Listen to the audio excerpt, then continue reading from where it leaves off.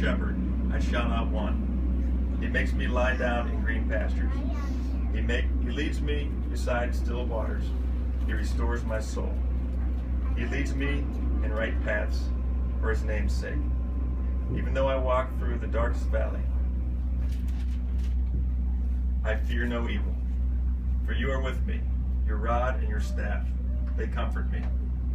You prepare a table before me in the presence of my enemies. You anoint my head with oil. My cup overflows. Surely goodness and mercy shall follow me all the days of my life, and I shall dwell in the house of the Lord my whole life long. So this is for Phil and Mary. Love is patient. Love is kind. Does not envy. Does not boast. Is not proud. Does not dishonor others. Is not self-seeking. Not easily angered. Keeps no record of wrongs. Love does not delight in evil. Rejoices with the truth. Always protects. Always trusts. Always hopes. Always perseveres. Love never fails. Where there are prophecies, they will cease. Where there are tongues, it will be still. Where there is knowledge, it will pass away. He was a wonderful partner to my mom for 15 years, and my brother and I are so lucky that he came into our lives and bravely assumed the role as stepdad with pride and understanding.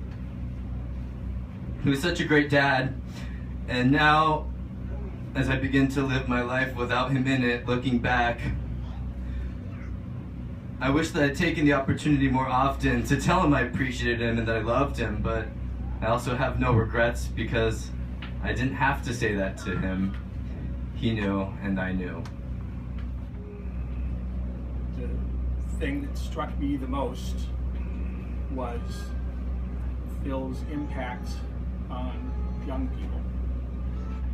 About talking to my brother about one of his trips to Pullman.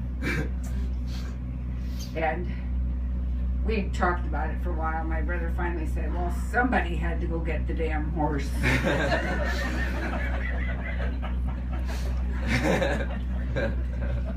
And he always figured that somebody might as well be him, so.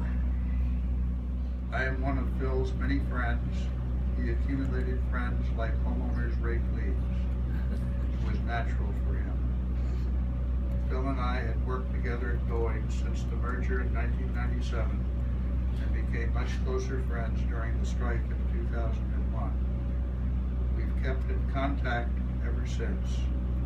I've helped Phil move his household from Kent to Enumclaw.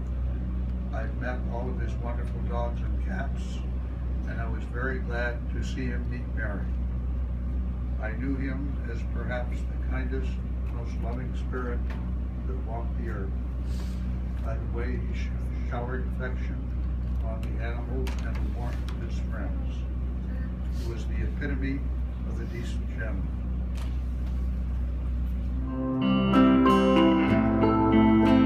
I did my best, but it wasn't much.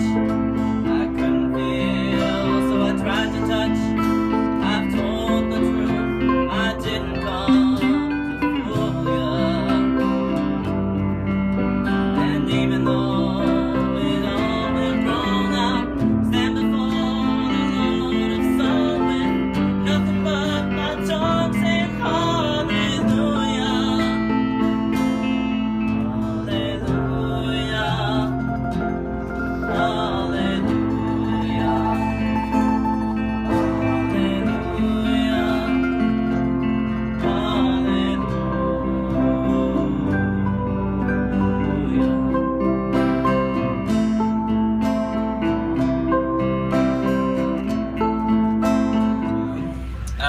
Presented her with a single red rose.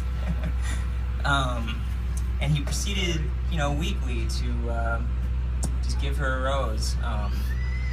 And it was very significant to my mother because my grandmother, our Zach and I's grandmother, received a rose in the same manner from my grandfather for 50 years, 50 plus years, I should say. And this was unknown to Phil, and this really struck a chord with my mom after meeting Phil. Really kind of sealed the deal in many ways. Kind of knew he was a good guy. And we're here on Lake Washington. This was just a very special place to both of them. It's really significant with this family unit of Phil and my mom and Zach. Zach, you know, you heard about Argosy and how it has really played a role in their life. They would come out on the boat probably I would say weekly, if not more. And it was just, I mean, honestly, what better way to spend a day like this today than out on the water and enjoying the view. If you look behind you, you can see Mount Rainier just shining through.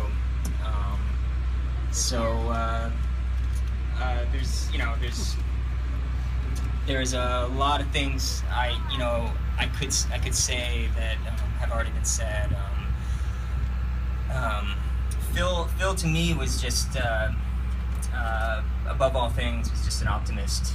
He was a goofball, and he was just a joyful spirit. And these are the ways I remember Phil.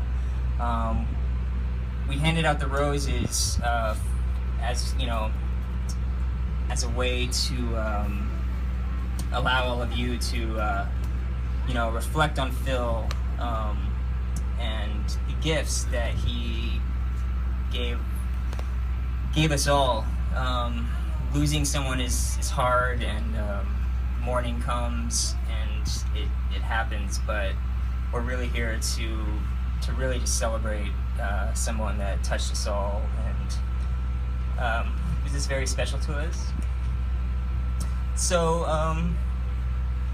there's a poem here that I want to share that was chosen by Peter and the Rolls and my mother. It's significant to the Roll family, and I want to read it for you.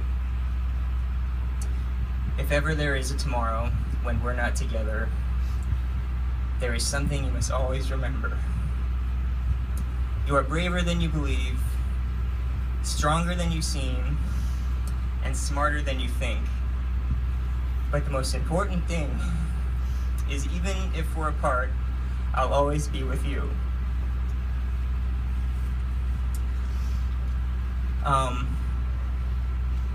Mom, we're gonna proceed with the ashes ceremony. Afterwards, I want you to take your time, reflect, and think about the gifts and the ways Phil touched you. And then we ask you to, at your leisure and when you're ready, to toss your rose into the lake. Oh, and we're in Seattle. Please remove the paper from the rose before you. And this is also, Phil's ashes were given to us. They're in a biodegradable container, so they will, they'll just become a part of the lake and the place that Phil loved. He loved Seattle.